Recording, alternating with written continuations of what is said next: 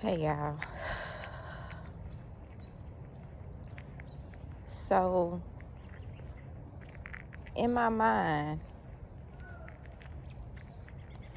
I said that I wanted to come on here and give like a life overview or assessment of 2024. Because for me, 2024 was a very interesting year of healing and also not being employed. And I've been working since I was the age of 13. So, yeah. And I mean, not even nothing side gigging. Like, I did no nails, no skin, except for me and my kids. Taking surveys and scanning receipts, you know? But after this dream that I had last night, all I could think was maybe it's bigger than just like, the turn of a new year.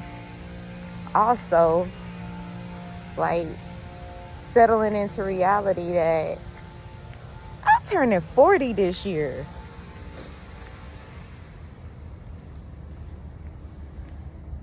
Like, I told my daughter this morning, sometimes I look myself in the mirror and I can't take myself serious because I don't look like I'm turning 40. And I know people, they swerping down I'm lying about my age. But yeah, so that's just my blessing that I have from the Lord. I used to say that it was a curse, but it's not. It's a blessing. Just like my name, when I was younger, I couldn't stand my name. I thought my name was so ghetto, like LaShonda, But when I got older, I was able to Google the meaning of it, and it means God is gracious. So that's why my name on here is God is Gracious 85. It's basically saying my name is LaShonda born in 85, but God is gracious is the meaning of my name. And when I say that Yahuwah, God has been gracious my entire life, oh my, he has been gracious my entire life.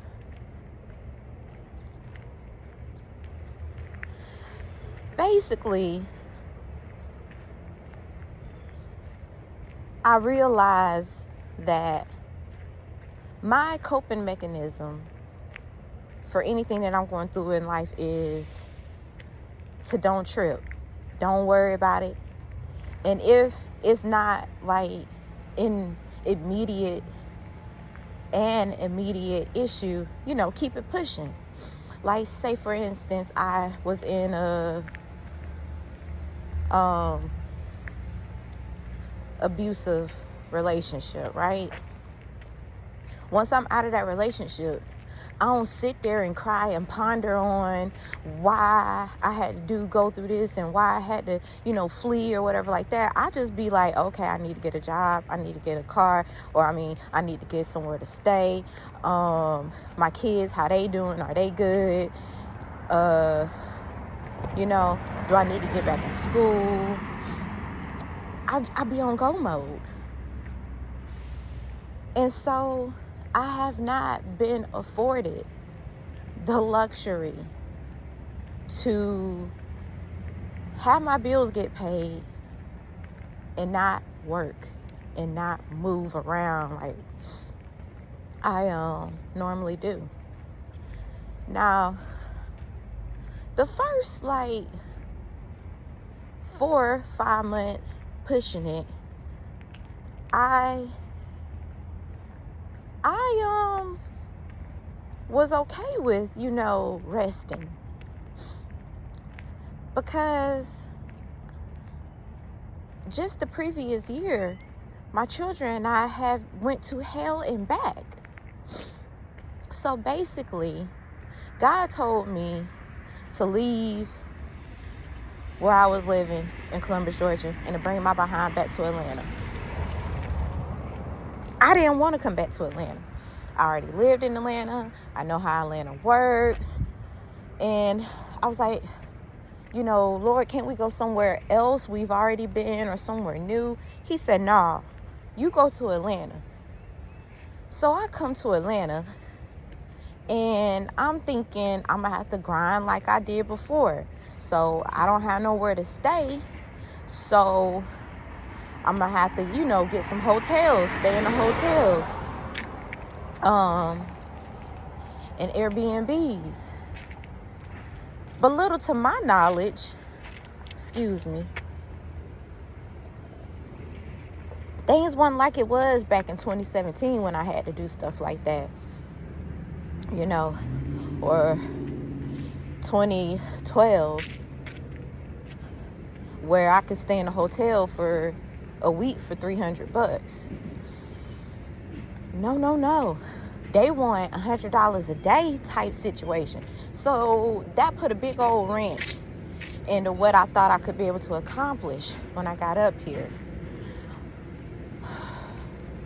I knew that staying with my mother was going to be a no-go, because the last time I stayed with my mom, my birth mother, she put her hands on me.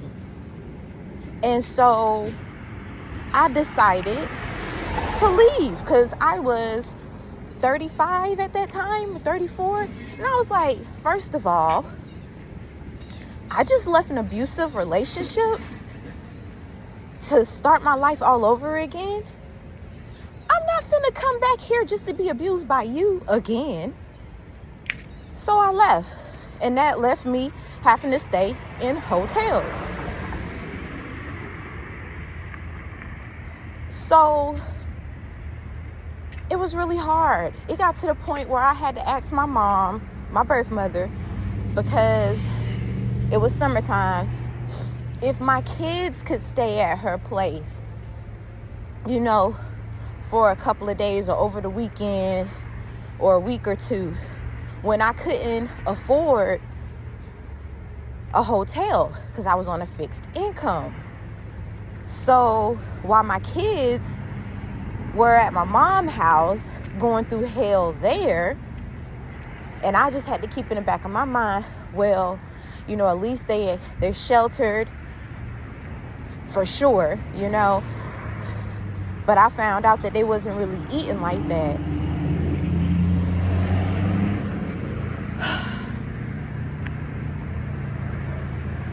And I know that's not their responsibility to feed my kids, but again,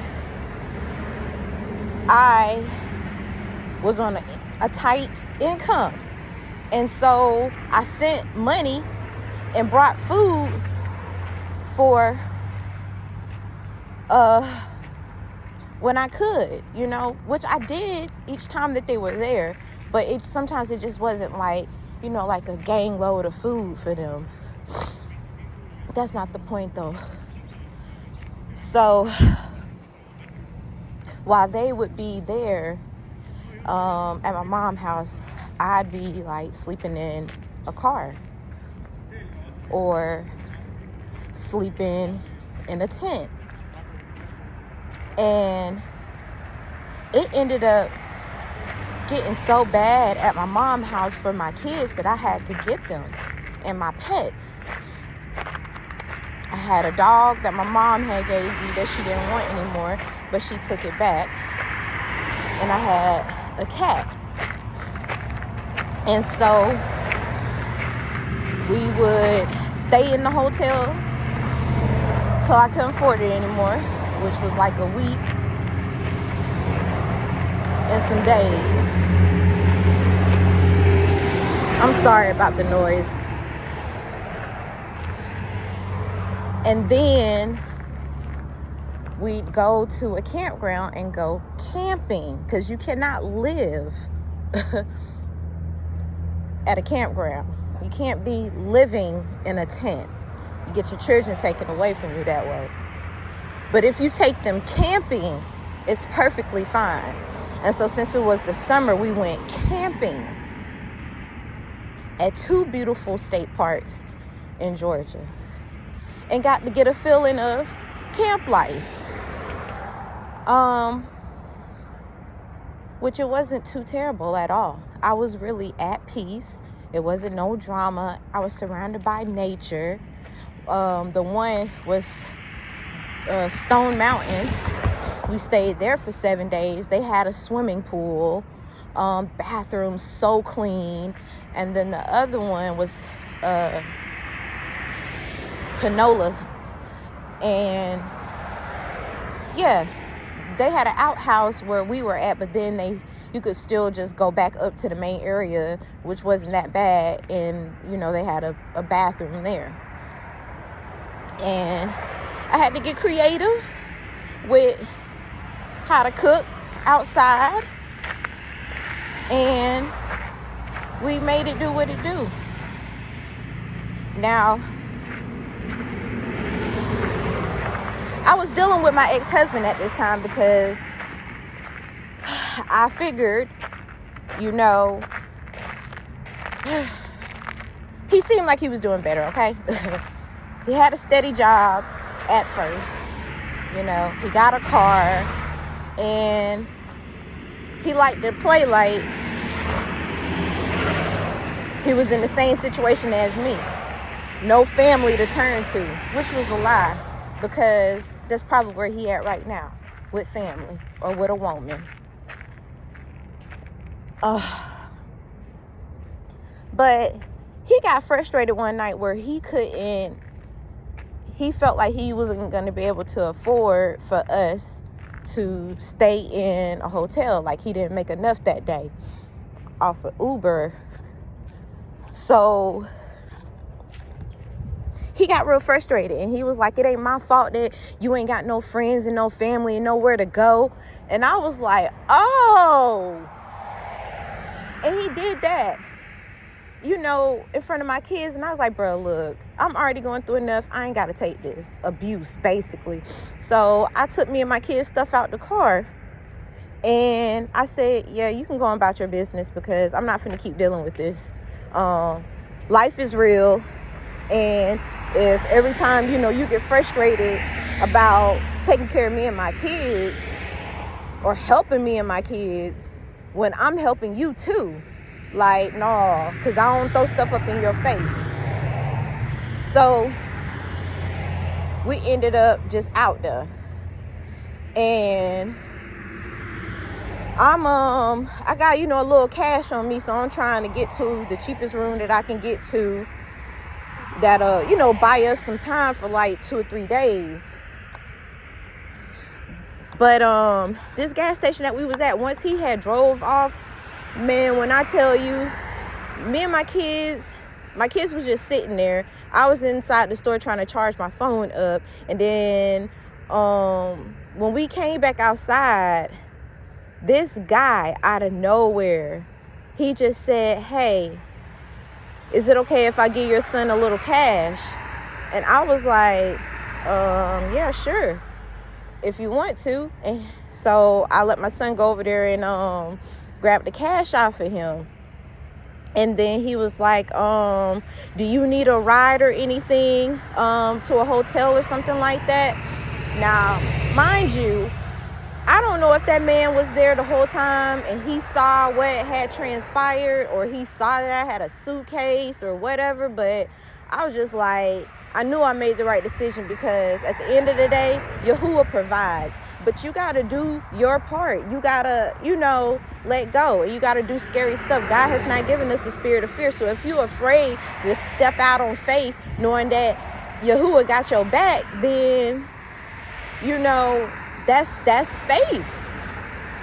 So when he asked me that, I said, no, I really do appreciate it. I said, but I got my kids with me, and I'm, attempting to teach them the right things about life. So even though we might be in a, situation or whatever, I'm not that desperate to get into a car with a stranger. I said, but Yahuwah bless. Thank you so much for the money that you have given us. So we start walking off, and I'm hiding because this dude, he calling me like, he's like, where you at, like he coming back to get us or whatever. And I'm like, nah, bruh, ain't none of that. Like, I mean it this time. And if you knew what I went through with my first marriage, you'd understand how I'm like a no nonsense person. I ain't got time to play games with you. Life is too real to be playing games with you. I got kids. They're older now. I can't be, putting them in no daggone situations like this. We walked off, and I told my son, hand me the money. He handed me the money. Why? That man had gave us $200. And I said, my God, thank you, Lord. So that was a blessing. So, that didn't last long. We had to get in one of the cheapest hotels on the worst side of town.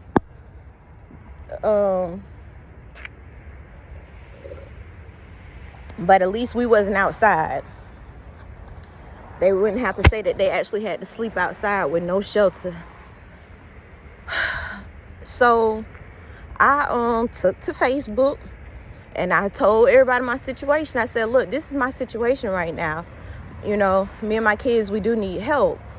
If anybody can help, in any way, either, through a Cash App or whatever, I appreciate it. So my father, my dad, I don't want to disrespect him. You know what I'm saying? That's just a whole nother story.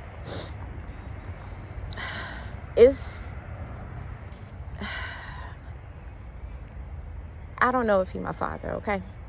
But I'm calling him my father because he wants to be my father. And he says that he's my father.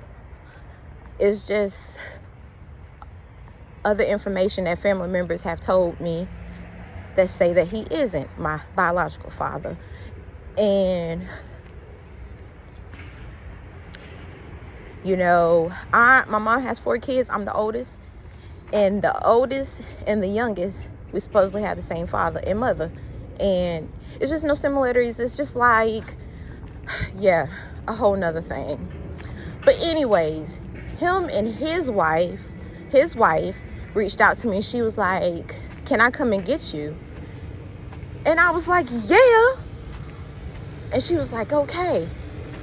And she made sure that we had enough days to stay in the room, because she couldn't come right away, but like in the 2 days, and then make sure we had money for food.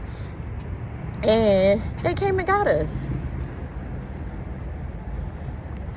They came and got us, man. And at that time, I had already was doing everything, filled out applications for housing. I had been doing that through the midst of the whole time, but dude was slowing up my game, basically, because his background was so jacked up that we couldn't get no places together because of his background. So that meant that it had to fall all on me,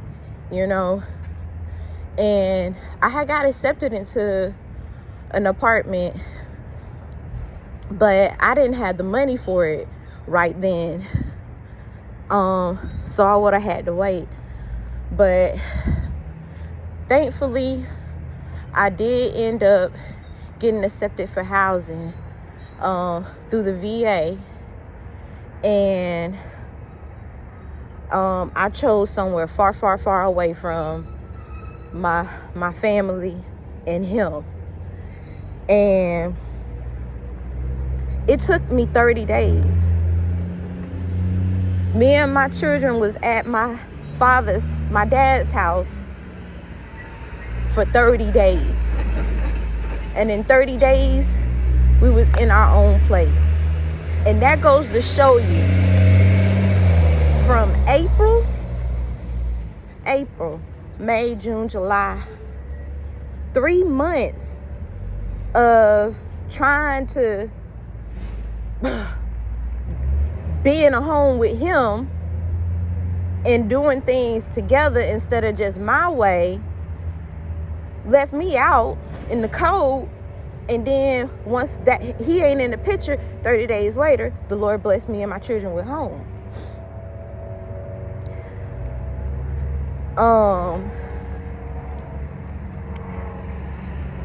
And what's crazy is, while I was there at my dad's house, I couldn't take it just sitting there. I had to make sure that they knew that, like, I'm not no bum. I'm not just out, you know what I'm saying, out here putting my children through reckless situations. Like, I'm a working, able-bodied person. I can work. So I started, calling nail salons. And I ended up getting a job at a nail salon. And I went in there and I worked for a couple of hours, and then I quit because I said, you know what? The Lord told me to let this crap go. And my spirit ain't with it no more. Before, when I was a little bit in this world and I was okay with the hustle culture and making all that money doing nails, getting tips, I ain't care, about my soul as tough. I just took it as that's part of being a grown-up, basically. You got to deal with nasty clients. You got to deal with difficult people that you work with. You got to deal with racial profiling. You just got to deal with this stuff. That's what it is to be an adult. I'm so hard on myself. And I tell you, you wouldn't even believe the way that I interact with my children. You would think that I'm like, like a drill sergeant to them. But I am very nurturing. I am very nurturing to my children because I know what I went through growing up, and I refuse to let them grow up feeling that way. That's one thing that I always say to them. You got 99 things that you might want to say, but my mama didn't teach me that. Ain't one. My mama didn't tell me that. Ain't two.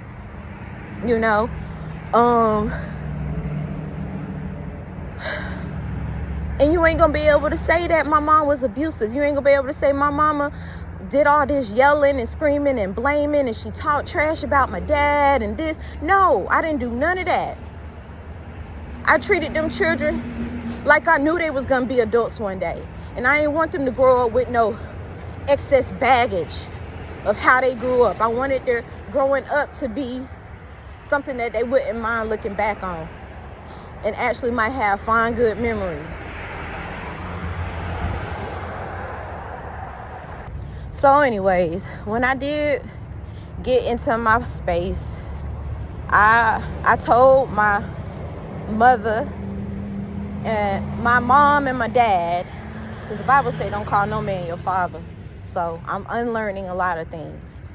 So my mom and my dad, who are not necessarily my biological, but they're the ones that want to claim me and want to be there for me, and didn't judge me.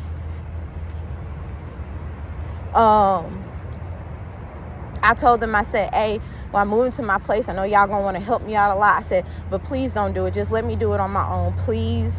I don't want you having to help me with getting, beds and furniture and stuff like that you've done for other people. What you have done is more than enough. Giving us a safe space to be. What all I was trying to do was just get back on my feet. And it never takes me that long because I don't play. Because guess what? Who want to play about being homeless? Who want to play about that? That's why I seen this mess on the internet the other day.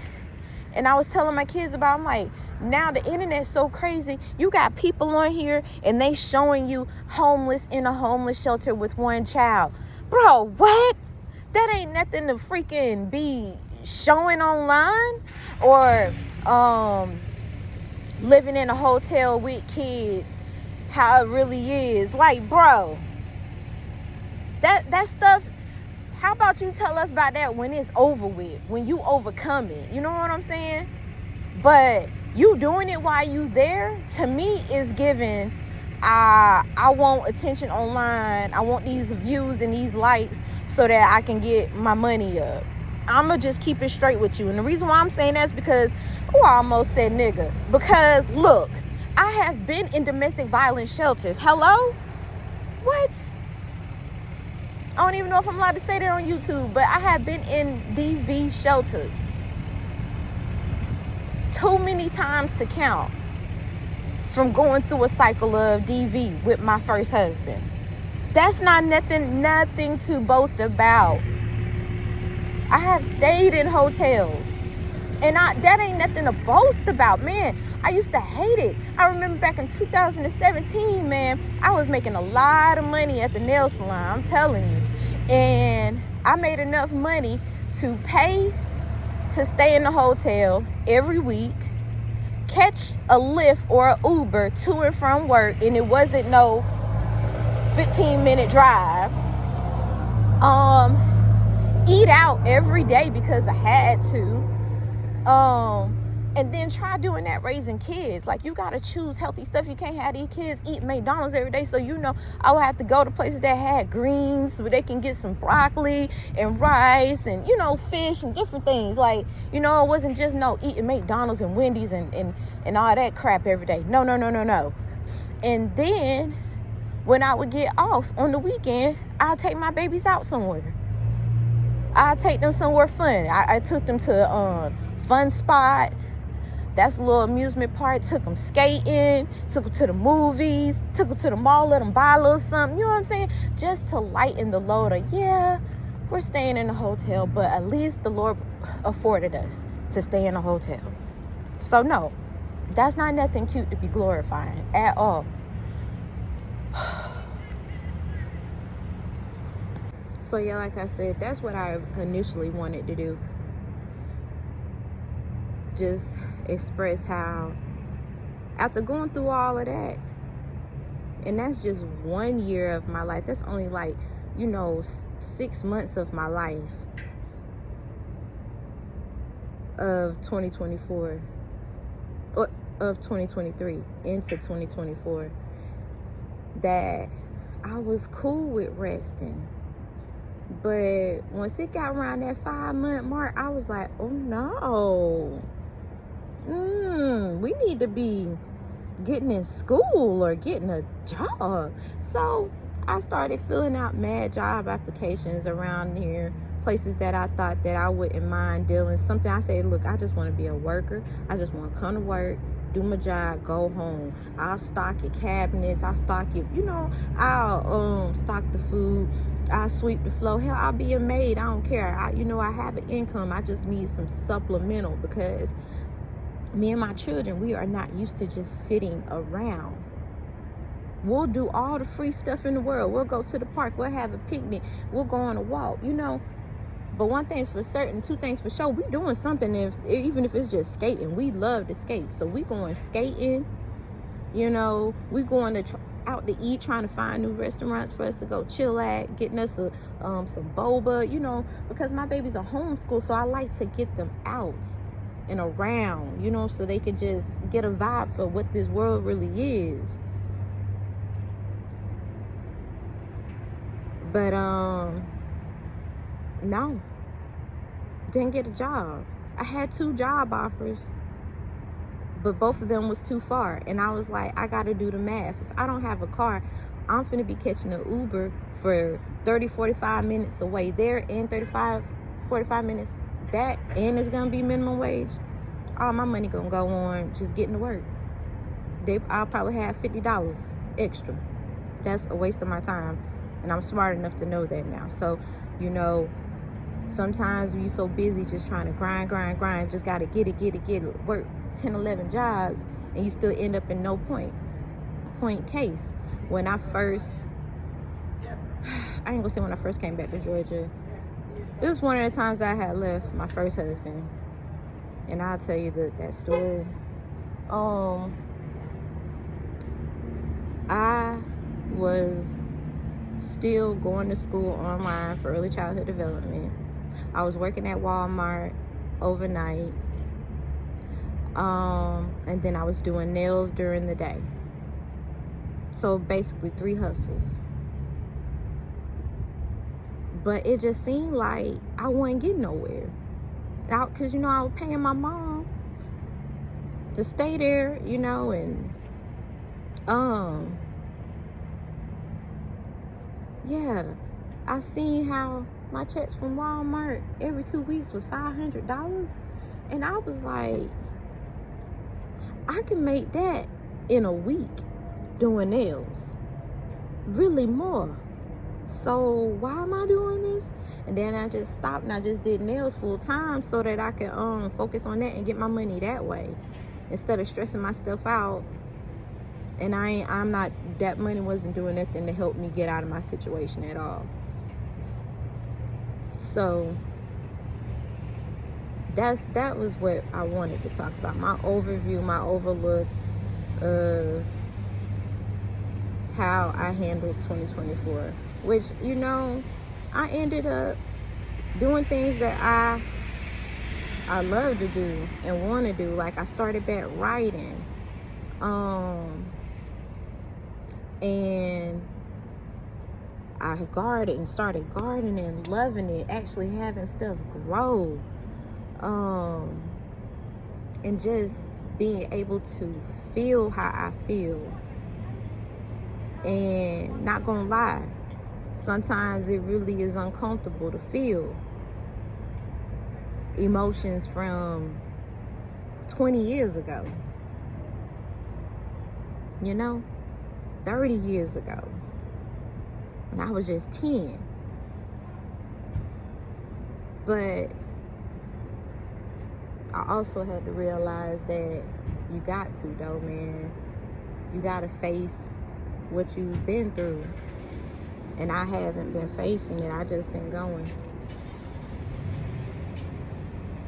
And that's what this dream that I had last night did to me, because usually when I have dreams, I don't remember them. So when I do remember them, I know that it's meaningful. So like last week, I had a dream about my grandma. My grandma is not here today. She is, hopefully resting in heaven. And that was different to me, because in the dream, she was definitely alive and much younger. And I don't really remember all the details anymore, but there was interactions.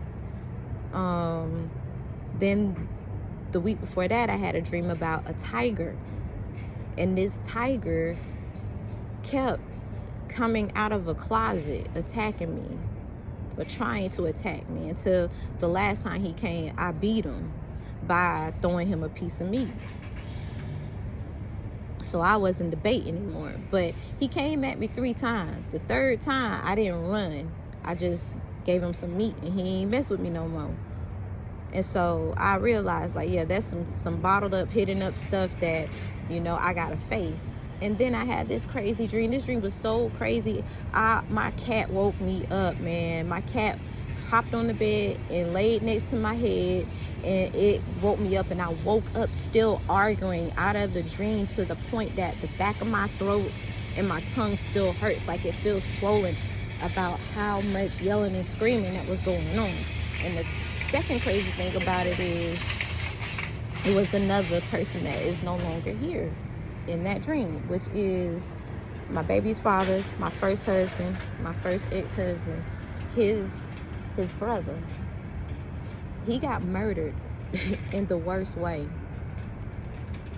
But he was out there in them streets doing them things, and karma really got him. So it was just crazy. And I don't play about my kids. And their mom, she was in an abusive relationship with their dad for 20 years. And they grew up seeing that mess and thinking that it's cool and okay. So that's why they abused their girls.